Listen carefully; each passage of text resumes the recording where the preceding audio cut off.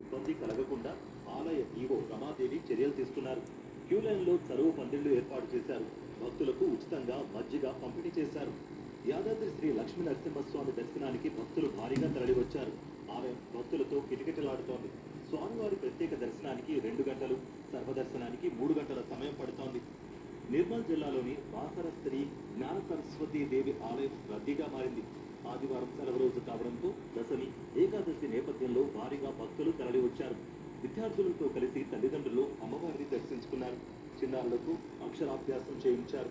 Queue లైన్లో భక్తులకు ఎలాంటి ఇబ్బందులు తలెత్తకుండా బాసర ఆలయ నిర్వాహకులు సౌకర్యాలు కల్పించారు. సోమవారం కూడా సెలవు దినం కావడంతో రాష్ట్రంలోని ప్రముఖ పుణ్యక్షేత్రాల్లో రద్దీ కొనసాగనుంది.